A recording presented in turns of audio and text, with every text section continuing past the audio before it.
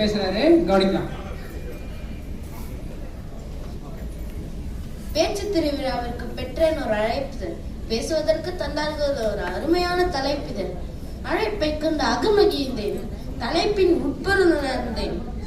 என் பேச்சிலே தரப்போகிறேன் நல்லதொரு விருந்து. இங்கு குழுமி இருக்கும் அனைவரையும் வணங்கி இனிதே ஆரம்பிக்கிறேன் என் உரையை. இன்றைய பேச்சு போட்டியில் நூலகத்தால் என் வாழ்க்கையில் ஏற்பட்ட மாற்றம் என்ற தலைப்பில் சில கருத்துக்களை பகிர்ந்து கொள்ள வந்துள்ளேன். மாற்றம் என்பது நிலையானது. ஒவ்வொரு நொடியும் நம்மை சுற்றியும் நமக்குள்ளும் மாற்றங்கள் நிகழ்ந்து கொண்டு இருக்கின்றன.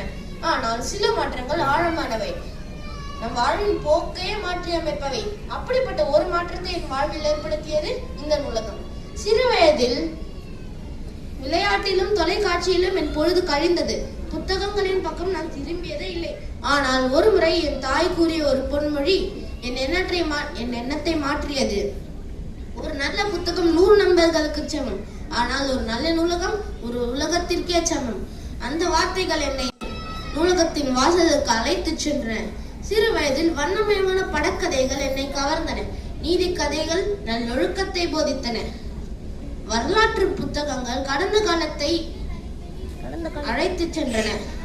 அறிவியலின் விந்தைகள் என்னை ஆழ்ந்த வியப்பில் ஆழ்த்தின. இவ்வாறு நூலகமின் வாழ்வில் ஏற்படுத்திய தாக்கம் அளப்பரியது. அறிஞர் ஒருவர் கூறியதை நினைவு கூறுகிறேன்.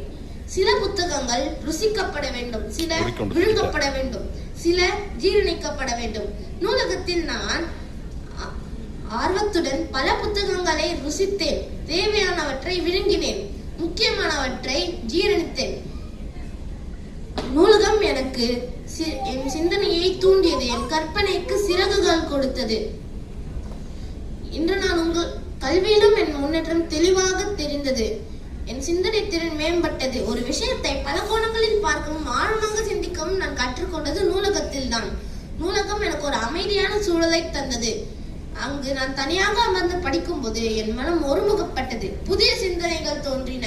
நூலகம் எனக்கு பொறுமை, விடாமுயற்சி, மற்றவர்களை மதிக்கும் பண்பு போன்ற பல நற்குணங்களை கற்றுக் கொடுத்தது. இன்று நான் உங்களிடம் நம்பிக்கையுடன் பேசுவதற்கும் நான் என் எண்ணத்தை தெளிவாக வெளிப்படுத்துவதற்கும் பல விஷயங்களை அறிந்து கொள்வதற்கும் நூலகமே முக்கிய காரணம். நூலகம் என் அறிவை மட்டுமல்ல, என் ஆளுமையையும் செதுக்கியுள்ளது. என் வாழ்வில் நூலகம் ஒரு கலங்கரை விளக்கம் போல் எப்போதும் வழிகாட்டி வெளிச்சம் தருகிறது.